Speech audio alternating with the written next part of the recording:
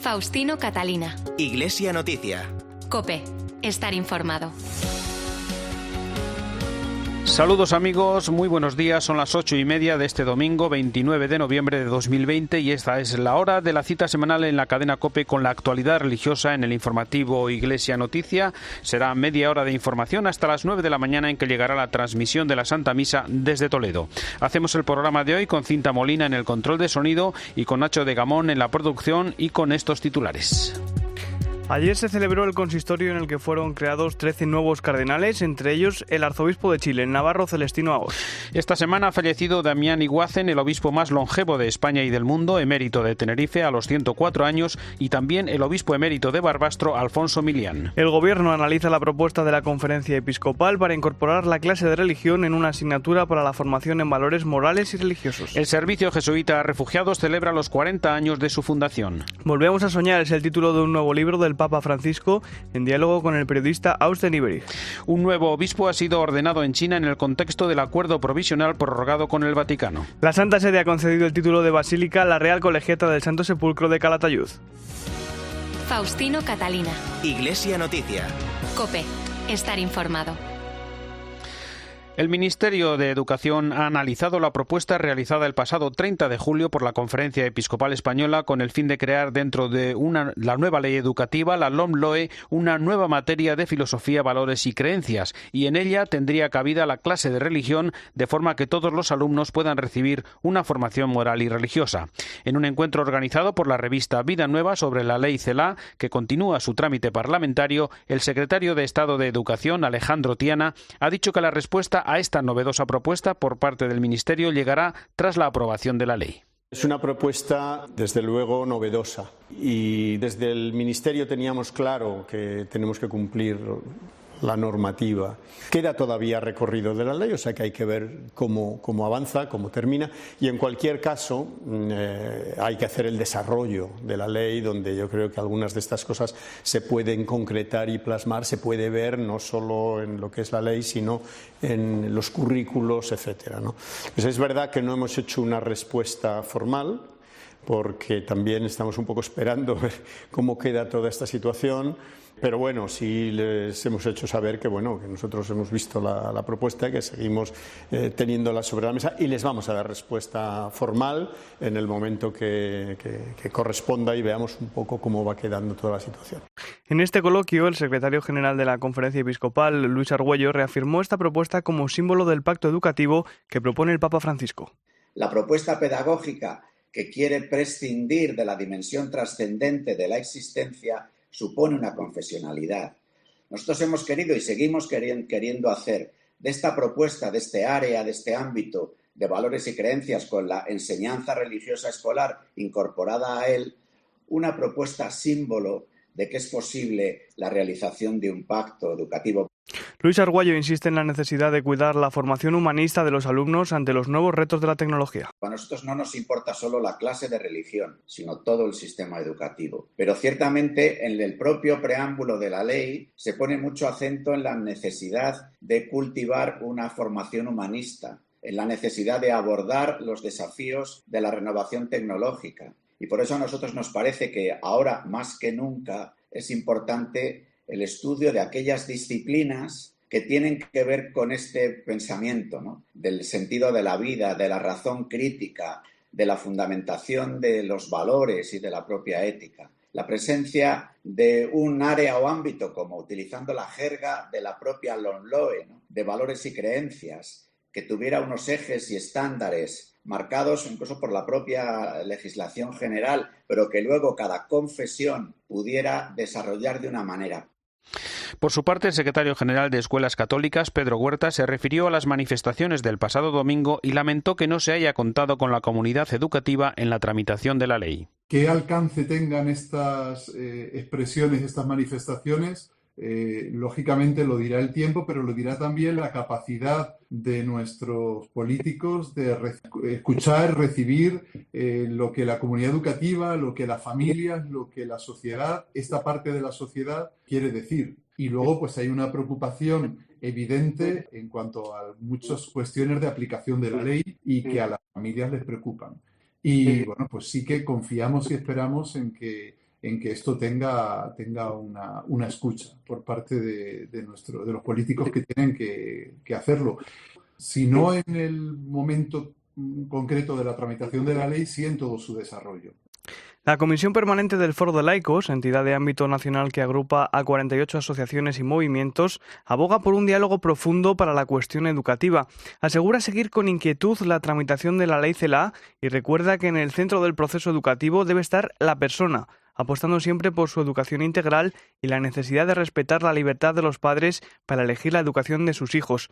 El Foro de Laicos reclama que la ley sea abordada desde el mayor consenso social y sobre la base de un profundo diálogo para que sea una norma duradera que no cambie cada vez que cambia el signo político del gobierno. Le podría decir que no me ha quedado ni un detalle malo, negativo. De verdad, hay cosas que me gustaron más que otras, pero me aproveché de todo para darme, porque mi idea era darme a los demás. Aquí estoy para servir a los demás. Eso lo tenía yo, y si enfermo, pues enfermo, y si muero, pues muero, pero dándome. Y me duele no haberlo hecho mejor.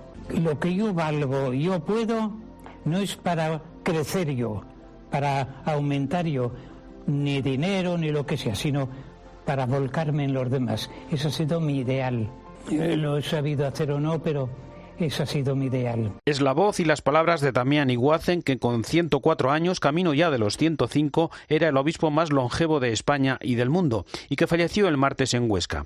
Fue obispo de las diócesis de Barbastro, Teruel y Tenerife, y su funeral y entierro se celebró el jueves en la Catedral de Huesca. Nos amplía esta información Yolanda Sarsa. Buenos días. Buenos días. Los restos mortales de don Damián Iguacen reposan en la capilla del Pópulo de la Catedral de Huesca, donde han recibido sepultura tras el funeral celebrado por el presidente de la Confederación Episcopal Española y cardenal arzobispo de Barcelona, don Juan José Omella, para quien fuera, recordamos, obispo de Barbastro, de Teruel, obispo emérito de Tenerife y administrador apostólico en Huesca.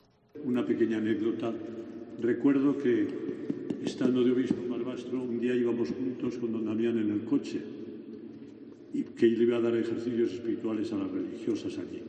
Y me dice, hablando del Vaticano, no sé qué hablábamos, y me dice, tú, Juan José, no querrás ser cardenal, ¿verdad? Le dije yo, no, nunca he soñado con ser obispo ni he querido serlo. Y cardenal, eso en ninguna manera se me ocurría. Y mira por dónde hoy tiene que presidirle su entierro un cardenal. Yo creo que desde el cielo, con esa picardía que él tenía, diría, ay, pillín, pillín, pillín, me tienes que presidir tú. La ceremonia fue concelebrada por el obispo de las diócesis de Huesca y de Jácara, don Julián Ruiz, el obispo de Tenerife, don Bernardo Álvarez, el obispo de Barbastro Monzón, don Ángel Pérez, y el arzobispo de Zaragoza, don Carlos Escribano, y por 23 sacerdotes. El actual obispo de Tenerife, Bernardo Álvarez, visitó este año en un par de ocasiones en Huesca a Monseñor Iguacen y nos contó sus impresiones en COPE Tenerife. Como se suele decir, genio y figura hasta la sepultura, porque ese es el espíritu de don Damián de siempre, ¿no? Es decir, su lema episcopal no solamente era una frase bonita, sino que lo puso en práctica permanentemente, ¿no?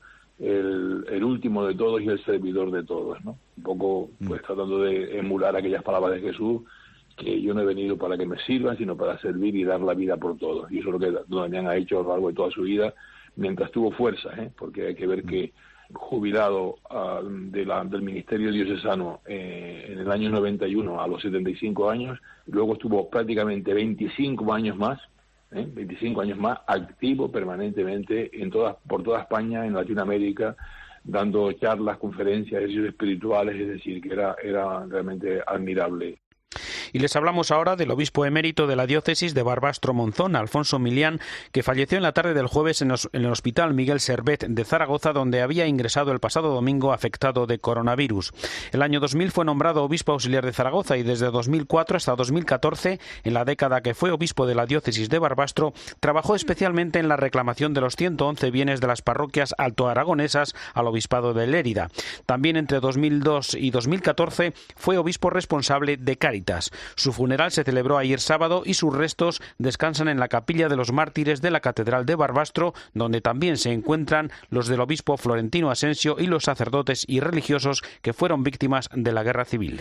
El Servicio Jesuita a Refugiados, institución volcada en la asistencia a quienes dejan su país por razones políticas, religiosas o conflictos armados, celebra los 40 años de su fundación, un trabajo que en estas 4 décadas se ha ido adecuando a los tiempos que corren, con la participación desde el primer día de colaboradores que no son jesuitas. El padre José Ignacio García es el director del Servicio Jesuita a Refugiados en Europa. Desde muy pronto se vio que esto no era algo solo para jesuitas. Es decir, que desde muy pronto en todos los proyectos ha habido implicación, por ejemplo, de religiosas y religiosos de otras congregaciones, que yo creo que hemos hecho un trabajo conjunto extraordinario.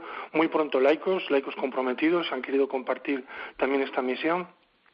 Y hoy en día también, pues profesionales, personas que, sabiendo que la escala salarial que ofrecemos no es la más elevada, pero que también quieren compartir con nosotros esta misión. Entonces sí, el JRS hoy, el Servicio de Refugiados, se nutre de, yo calculo que seremos unos 60 a 80 jesuitas en todo el mundo, a veces a tiempo muy parcial, después un buen grupo de religiosos y religiosas, y después muchísimos laicos, voluntarios, profesionales. Sí, la familia hoy del servicio es numerosa, claro. Cambios en su estructura y en su forma de trabajar, pero no en el planteamiento original que concibió el padre Pedro Arrupe, reflexionar sobre las causas y trabajar en soluciones duraderas. Si nos comparamos con otras ONGs, somos mediano pequeñas. Nosotros no tenemos intención de competir con grandes organizaciones, pero quizá uno de nuestros valores añadidos, si se puede decir así, es precisamente, además de nuestra manera de aproximarnos a la realidad y estar presente y acompañar, es esta comprensión del fenómeno. Lo incluimos dentro de una palabra que se llama defender, hacer incidencia, ¿verdad? Pero es la palabra donde recogemos todo este trabajo de análisis, de comprender la situación, de dar una respuesta de reflexión, un análisis de la situación y buscar por soluciones duraderas. No, para nosotros el horizonte no es celebrar otros 40, si es posible. Nos gustaría que esto se resolviese y para eso pues hay que contribuir también en el mundo de las ideas, del pensamiento, proponer alternativas. Y antes de entrar en la información internacional, les contamos que el misionero navarro José Luis Garayoa, de la Orden de los Agustinos Recoletos, falleció el martes a causa del COVID-19. Tenía 67 años y desde 2015 estaba destinado en El Paso, en Estados Unidos, donde atendía a los migrantes latinos mientras esperaban su autorización en la frontera para entrar en el país. Antes trabajó en México, Costa Rica y Sierra Leona, donde sufrió un secuestro y combatió el ébola. Descanse en paz. Faustino Catalina. Iglesia Noticia. COPE. Estar informado. ¿Conoces la revista Vida Nueva? ¿Cómo no la voy a conocer? Hasta la lee el Papa Francisco. Cada semana adelanta todas las noticias y el mejor análisis de la actualidad de la Iglesia. Suscríbete a Vida Nueva y recíbela en casa semanalmente por menos de 9 euros al mes. Entra en vidanuevadigital.com y tendrás un 20% de descuento. ¿Qué ganas tengo de una vida nueva? Faustino Catalina. Iglesia Noticia. COPE. Estar informado. Y en Iglesia Noticia, la actualidad internacional nos lleva en primer lugar hasta el Vaticano, donde el Papa celebra a partir de las 10 de esta mañana la misa con los nuevos cardenales que fueron creados en el consistorio celebrado en la tarde de ayer. Son 13 los nuevos cardenales, aunque 2 de ellos no han podido asistir por la pandemia. Ampliamos la información con la corresponsal en Roma y el Vaticano, Eva Fernández. Buenos días. Buenos días. Será una misa de acción de gracias tras la emocionante ceremonia que se vivió ayer en San Pedro, a la que por primera vez en la historia asistieron numerosos cardenales a través de una conexión en línea desde sus países con pantallas situadas dentro de la Basílica de San Pedro. A la celebración asistieron tan solo un grupo reducido de un centenar de fieles, distanciados según mandan las restricciones. Durante la homilía, el Papa les advirtió contra los peligros de corrupción. También lamentó que en ocasiones hay quien sin darse cuenta utiliza al Señor para promoverse a sí mismo. Todos nosotros queremos a Jesús, deseamos seguirlo, pero tenemos que estar siempre vigilantes para permanecer en su camino, porque con el cuerpo podemos estar con Él, pero nuestro corazón puede estar lejos y llevarnos fuera del camino. Pensemos en tantos tipos de corrupción en la vida sacerdotal. Así, por ejemplo, el rojo púrpura del hábito cardenalicio, que es el color de la sangre, se puede convertir por el espíritu mundano en el de una distinción eminente. Y tú no serás más el pastor cercano al pueblo, sentirás solo que te llaman eminencia. Cuando escuches esto, estarás fuera del camino. Entre los 13 nuevos cardenales se encuentra el arzobispo de Santiago de Chile, el español Celestino Aos, y por la situación sanitaria no pudieron acudir a Roma ni el vicario apostólico de Brunei ni el arzobispo de Capiz de Filipinas. Tampoco se realizó el tradicional abrazo de los cardenales al finalizar la celebración y las acostumbradas visitas de cortesía. Durante la ceremonia, los purpurados se acercaron al Papa uno a uno y se arrodillaron ante él y recibieron el anillo, la birreta cardenalicia y se les asignó una diaconía, una parroquia de la capital. Al despedirse de uno de los nuevos cardenales, Marcello Semeraro le dijo cariñosamente: «Pórtate bien». Pórtate bien. Al finalizar la ceremonia se trasladaron hasta la residencia en el Vaticano donde vive Benedicto XVI para recibir su bendición y felicitaciones.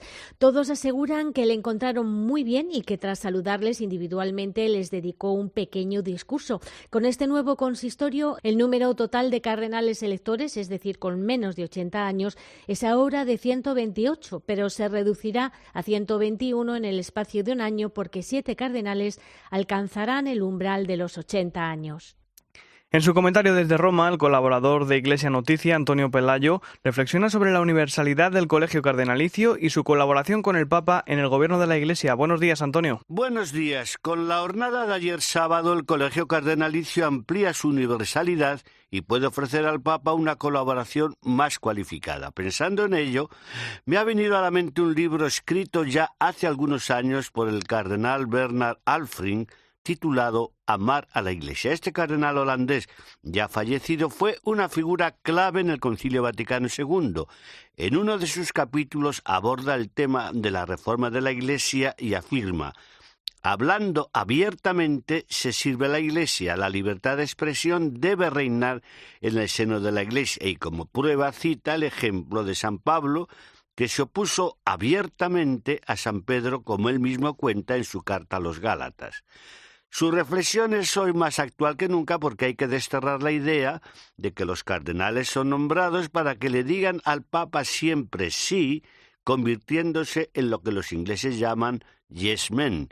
Este Papa no quiere eso de ningún modo, acepta que se le contradiga, que se tengan ideas opuestas a las suyas, que se le discuta incluso en público. No tolera, sin embargo, las críticas a sus espaldas, los cotilleos anónimos, la hipocresía de quienes fingen estar de acuerdo con él y no lo están. El cardenalato no es un lujoso regalo que el Papa hace, sino una invitación a colaborar más con él y a entregar a la Iglesia lo mejor de sí mismo. Y eso hay que saberlo hacer, como hicieron algunos cardenales, Alfring entre ellos, en el Vaticano II, al oponerse a quienes, en nombre del Papa, pretendían anquilosar las reformas. Es mi deseo que los 13 nuevos cardenales hayan entendido así su misión, y eso es lo que espera, sin duda de ellos, el Papa Francisco. Desde Roma les ha hablado Antonio Pelayo. Gracias, Antonio. En la catequesis de la Audiencia General del miércoles, el Papa ha recordado que la oración es el motor de la evangelización porque es la base y el impulso para la acción misionera. Además, Francisco se ha reunido con varios jugadores de baloncesto, estrellas de la NBA, y ha firmado varios decretos de la Congregación para las Causas de los Santos, entre ellos los de las virtudes heroicas de Andrés Manjón, fundador de las Escuelas del Ave María, y el martirio de Juan Elías Medina y 126 compañeros asesinados por odio a la fe. Cuéntanos, Eva. Ha sido una semana intensa, a pesar de las restricciones marcadas por la pandemia que han reducido considerablemente el ritmo de audiencias del Papa Francisco. El lunes pasado recibía a una delegación de la NBA, la famosa entidad estadounidense que agrupa a los jugadores profesionales de baloncesto. Entre los asistentes estaban 5 deportistas muy conocidos que regalaron al pontífice un Balón de Oro, una camiseta firmada y un libro que refleja el compromiso de esta entidad por la lucha en pro de la igualdad, la unidad y la justicia. Cada uno de ellos tuvo la oportunidad de compartir diferentes iniciativas sociales con el Papa y Francisco les agradeció que utilizaran el baloncesto como un medio para ayudar a resolver los problemas sociales. También los elogió por dar un ejemplo de trabajo en equipo. La semana también nos regaló la confirmación de una noticia que llevábamos tiempo esperando. La Iglesia ha reconocido el carácter martirial de la muerte del sacerdote Juan Elías Elías Medina y otros 126 compañeros laicos y religiosos de la diócesis de Córdoba que fueron asesinados durante la Guerra Civil. Entre los decretos también está la confirmación de las virtudes heroicas del sacerdote burgalés de nacimiento y granadino de adopción Andrés Manjón y Manjón, conocido popularmente como Padre Manjón y famoso por su labor educativa con los más desfavorecidos del Sacromonte granadino. A partir de ahora, este sacerdote pasa de ser siervo de Dios a venerable a la espera del milagro que le lleve a la beatificación. Ampliamos algunos datos sobre los futuros nuevos beatos del proceso que ha llevado la diócesis de Córdoba con la crónica de la delegada de Medios de Comunicación Social, Natividad Gavira. Buenos días. Buenos días. 10 años de trabajo, 700 testigos, miles de documentos enviados a Roma han permitido que el Papa juzgue a estas 128 personas asesinadas en la persecución religiosa durante la Guerra Civil como los mejores hijos de la Iglesia de Córdoba. Son sacerdotes religiosos, seminaristas y seglares que han dado su vida por la fe.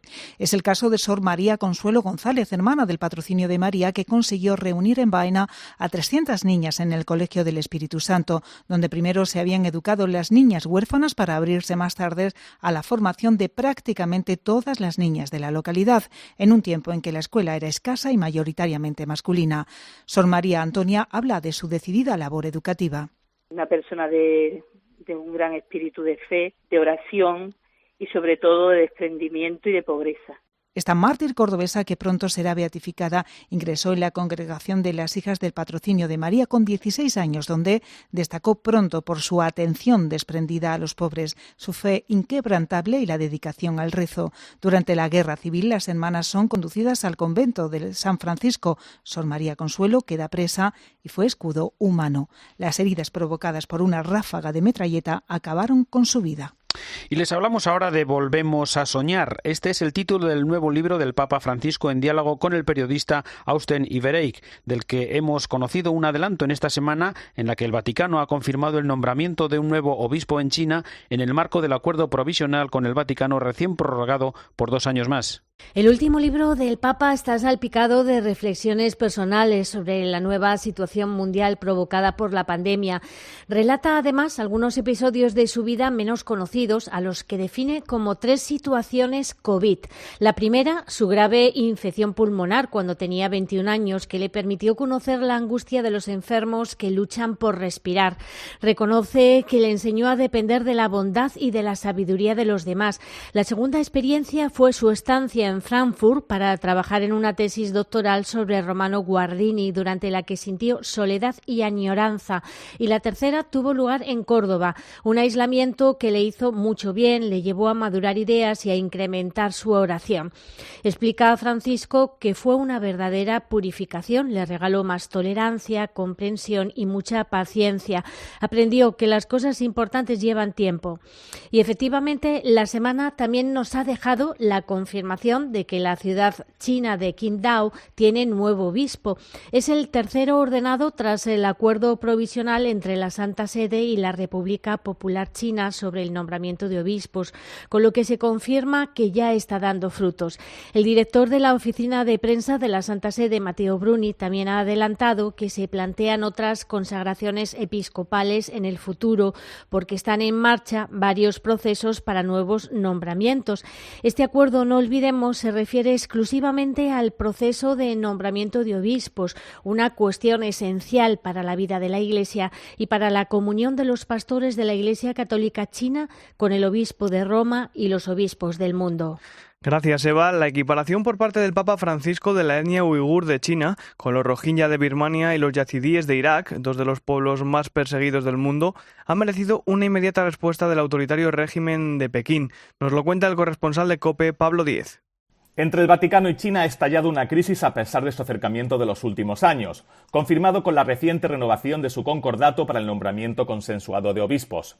En su libro Soñemos juntos, el camino a un futuro mejor, el sumo pontífice ha equiparado a la etnia uigur de China con los rohingya de Birmania y los yazidíes de Irak, 2 de los pueblos más perseguidos del mundo, lo que ha enfurecido al autoritario régimen de Pekín. Arriesgando el deshielo con China, país con el que el Vaticano no tiene relaciones diplomáticas, Francisco se une a las denuncias internacionales por la reclusión en campos de reeducación de cientos de miles de uigures, hasta 1 millón según algunos informes. Aunque Pekín negó al principio la existencia de dichos campos, ahora los justifica argumentando que son escuelas de formación profesional para acabar con las revueltas y atentados islamistas que se han cobrado cientos de vidas en Xinjiang durante los últimos años. Respondiendo al Papa, el portavoz de Exteriores chino, Zhao Lijiang, ha asegurado que los derechos de los uigures y otras minorías están protegidos y que sus críticas son infundadas. Más noticias de la actualidad en España. La Santa Sede ha concedido el título de basílica a la Real Colegiata del Santo Sepulcro de Calatayud, un templo de la diócesis de Tarazona que destaca por su carácter artístico e histórico al ser la casa madre y centro de peregrinación de la Orden del Santo Sepulcro en España. COPE Zaragoza, Enrique Pérez, buenos días. ¿Qué tal? Muy buenos días. La noticia la conocíamos el pasado miércoles. La Santa Sede concedía el título de basílica a la Colegiata del Santo Sepulcro de Calatayud, que pertenece a la diócesis de Tarazona en la provincia de Zaragoza. Una esperada noticia que ya le fue comunicada al obispo de esta diócesis, a don Eusebio Hernández. De esta forma, este templo se convierte en la primera iglesia en ostentar el título de basílica de la diócesis turiasonense. El decreto de concesión de este título lo firmó el Papa Francisco el pasado 9 de noviembre y se ha comunicado oficialmente en las últimas horas. La petición la realizó a finales del año 2019 el Cabildo del Santo Sepulcro por el carácter histórico y el valor artístico de esta iglesia, que es la casa madre de la Orden del Santo Sepulcro en España y la primera del mundo fuera de Jerusalén. El miércoles, con motivo de la celebración del Día para la Erradicación de la Violencia contra la Mujer, Cáritas Española denunció que la COVID-19 ha disparado la vulnerabilidad de las mujeres víctimas de la violencia. Además, se han agravado sus problemas económicos, sus procesos de recuperación personal y su situación emocional. Por su parte, el secretario general de Manos Unidas, Ricardo Loy, ha dicho que la sociedad no puede permanecer indiferente ante el abuso y la violencia, que no podemos tolerar que el 30% de las mujeres y niñas del mundo vivan con miedo a ser agredidas, a denunciar o las reacciones del entorno después de las agresiones, más aún frente a la apatía de la mayoría de las sociedades. Con motivo de esta jornada, el arzobispo de Toledo, Francisco Cerro, mantuvo un encuentro con mujeres que están siendo acompañadas por el proyecto Rompe tu Silencio. Nos lo cuenta desde COPE Toledo Cristóbal Cabezas. Buenos días. Buenos días. Sí, don Francisco ha escuchado las preocupaciones de estas mujeres y les ha dicho que rompan el silencio y abran su corazón, porque cuando se habla de los problemas ya se está buscando una vía de solución. Asimismo ha manifestado que la Iglesia está con ellas y les indicaba que en ningún momento se tienen que sentir culpables, porque la culpabilidad destruye la vida. El arzobispo toledano ha animado a todas las mujeres que sufren violencia a buscar ayuda, porque siempre hay que seguir adelante, ya que detrás de una noche muy oscura siempre viene el amanecer. Por su parte, la coordinadora del área de familia de Cáritas, Alicia Medina, nos trasladaba las sensaciones de las mujeres presentes en este encuentro. Nos decían que les sorprendió mucho la sencillez, la cercanía y con qué calidez fueron acogidas por don Francisco. Muchas de ellas nos decían: es que es como hablar con un padre, no sé, fue muy bonito. La cita finalizaba con la entrega al arzobispo de una taza con una imagen del corazón de Jesús y una de las frases que el primado de España pronunció en la homilía de bendición de la capilla del Centro Sagrado Corazón de Jesús de Toledo. Hay fibras del corazón humano que solo el corazón de Jesús puede sanar. Y antes de terminar, recordamos que los obispos católicos de Eritrea han realizado un llamamiento a la paz en Etiopía al tiempo que expresan su profunda tristeza por la guerra entre hermanos en el país vecino, en la región etíope de Tigray. Recuerdan que la guerra es contra la vida y contra el desarrollo, que mata, mutila, destruye, elimina y siembra rencores y odios duraderos entre las personas, que la guerra destruye los 4 pilares de la paz, que son la verdad, la justicia, el amor y la libertad. Piden el cese inmediato de las hostilidades y la difusión de palabras incendiarias y propaganda que alimentan la animosidad e instan a todas las partes a sentarse a la mesa de negociaciones y resolver el conflicto mediante el diálogo. Llegamos así al final de esta edición del informativo Iglesia Noticia. Ha sido el programa 1700, en este domingo 29 de noviembre de 2020, primero del Adviento. Llega ya la última hora de la actualidad en España y el mundo y después la Santa Misa desde Toledo. Hasta el próximo domingo, feliz semana, un saludo de Faustino Catalina.